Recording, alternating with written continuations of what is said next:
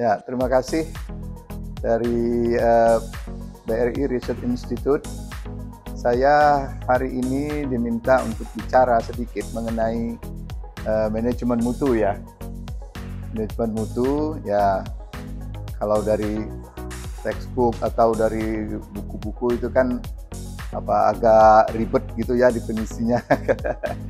Tapi saya ingin menjelaskan yang sederhana saja supaya lebih pemahamannya lebih mudah gitu ya. Jadi kalau kita bicara manajemen mutu, itu kan di sini kan ada dua kata ya, manajemen dan mutu, ya kan. Nah ini sudah jelas gitu kan, manajemen itu apa gitu kan.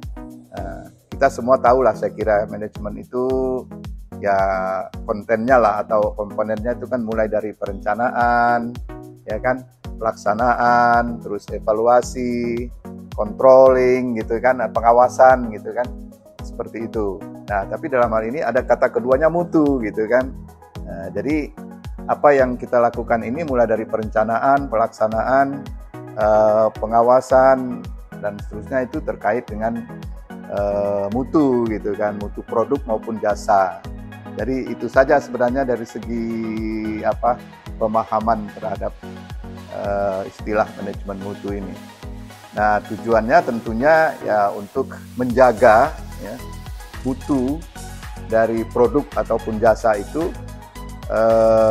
sesuai dengan ya tingkat mutu yang dikehendaki oleh perusahaan atau pelaku usaha gitu ya. Dalam hal ini tentunya orientasinya kepada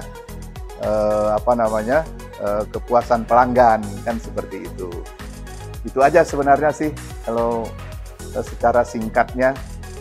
Nah, tadi itu komponen-komponen karena ini manajemen ya tentunya mulai dari perencanaan. Saya kasih contoh sedikit mengenai perencanaan gitu ya dalam hal manajemen mutu. Ya tentunya mulai dari merencanakan tingkat mutu ya yang ingin dicapai gitu ya oleh perusahaan gitu kan. Misalnya katakanlah kita memproduksi kue begitu kan, kue atau roti gitu ya. Nah, tentu seperti apa mutu yang ingin dicapai untuk produk ini, misalnya teksturnya, kemanisannya, atau misalnya kematangannya, itu semua harus direncanakan tingkat mutu yang ingin dicapai itu. Nah, seperti itu. Nah, kemudian setelah dalam perencanaan ini, selain perencanaan mutunya sendiri, tentunya merencanakan kegiatan apa yang perlu dilakukan gitu kan atau dilaksanakan untuk mencapai tingkat mutu yang diinginkan itu ya. Jadi mulai dari SDM-nya yang harus kompeten, lalu prosesnya begitu. Nah, semua ini tapi harus semua tertulis gitu ya. Tertulis, didokumentasikan dan dilaksanakan dalam tahap perencanaannya begitu, seperti itu. Selanjutnya nanti ya evaluasi, lalu ya kalau perlu ada koreksi-koreksi ya, untuk perencanaan lebih lanjut begitu. Saya kira itu aja sih kalau intinya.